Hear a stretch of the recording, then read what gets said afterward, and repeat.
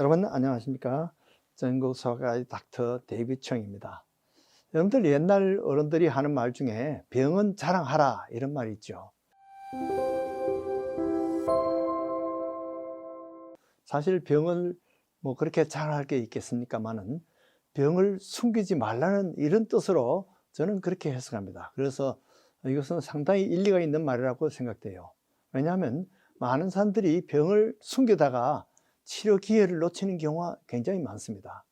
심지어 부부끼리도 병을 숨기는 경우가 있어요. 만약에 부부끼리 자기가 성병이 있는데 그걸 숨기고 같이 잠자를 했다면 부인에게 피해가 가는 거죠.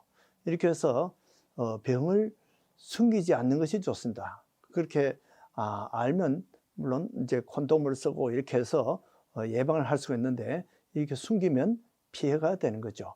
또 가족끼리 이렇게 병을 숨기는 경우가 많습니다.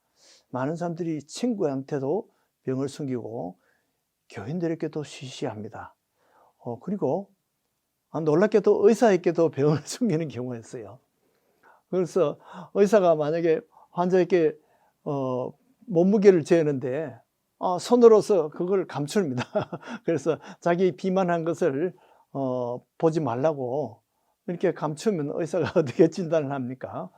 그래서 일단은 비만을 의사에게 자랑을 해야지, 숨기지 말아야지 의사가 처방이 나오고 우리가 당뇨병이나 혈압이나 고혈압, 고지혈증 이런 것을 진단하고 예방을 할 수 있는 것이죠.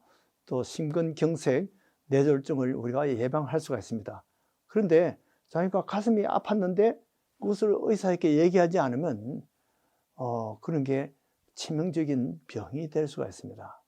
자, 어떤 사람은 코로나가 양성이 나왔는데 시시하고 이렇게 이야기를 하지 않으면 이 방역에도 역행이 되고 본인도 자꾸 악화돼서 결국은 주위에 있는 모든 사람에게 피해가 되는 경우가 있습니다. 그래서 여러분들은 병을 자랑하라. 그러니까 병을 숨기지 말라는 것입니다. 그래서 특별히 의사에게, 가족에게는 병을 서로 터놓고 이야기해서 의논을 하고 대책을 세워야 되는 것이 바로 병이라고 생각합니다. 자, 제가 몇 예를 들겠습니다.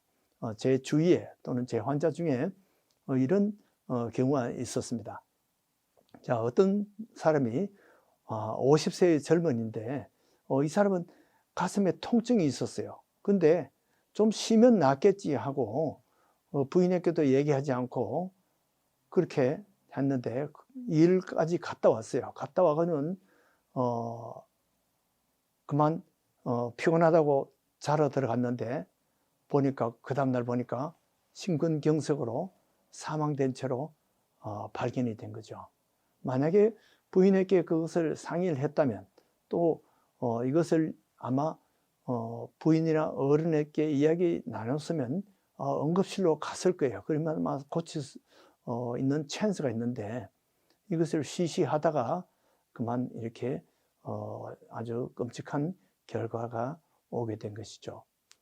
자, 그런데 어떤 또 다른 사람은 35세 된 남자인데 가슴에 통증이 있었어요. 자기는 처음 겪는 겁니다.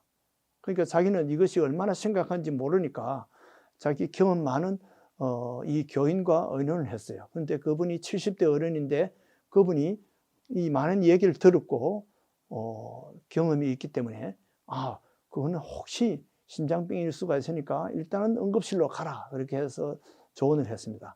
그래서 이 청년이 응급실로 갔어요. 35세니까 사실은 심장마비가 생길 그런 나이는 아직 아니라고 생각되지만은 근데 놀랍게도 이 사람이 응급실에 갔더니만 조사를 해보니까 이 관상동맥의 코로나리 아터리가 3분의 1이 막혔더래요.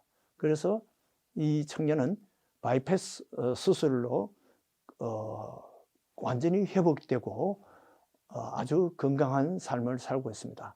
만약에 이 사람이 자기 아픈 곳을 자랑하지 않고 숨겼다면 아마 오늘날은 이 세상에 없을지도 모르겠어요. 자, 어떤 사람은 또 이런 경우가 있습니다. 30대 후반의 그 남자인데 이 사람은 심한 두통이 생겼어요. 그래서 이 두통이 뭐 탈레놀 먹고 했는데 괜찮겠지 그렇게 했는데 그 심장이 아파가지고 죽은 그 친구 이야기를 듣고는 자기도 걱정이 됐어요.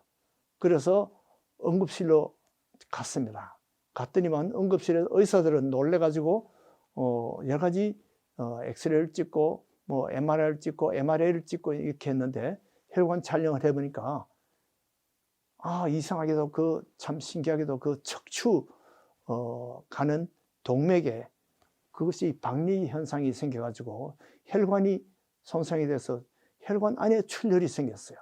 그래서 거기 멍이 들어가서 그것이 막히게 돼서 그래서 두통이 생긴 것입니다. 만약에 근데 그 치료는 사실은 아스피린으로 치료를 받고 지금은 아주 호전되었습니다.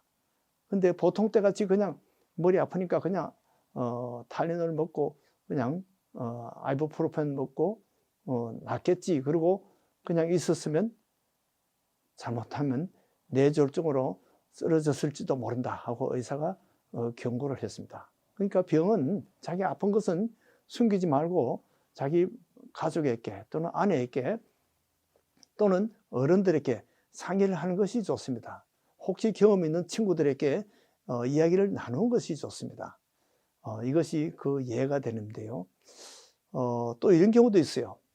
4살 된 남자아이가 있는데 이 아이가 열이 나고 토했습니다. 그래서 뉴저지 있는 대학병원에 응급실로 갔어요. 그래서 거기서 인턴이 보고는 중이염이 있는 것 같다. 그렇게 해서 진단을 내리고 항생제를 처방했어요.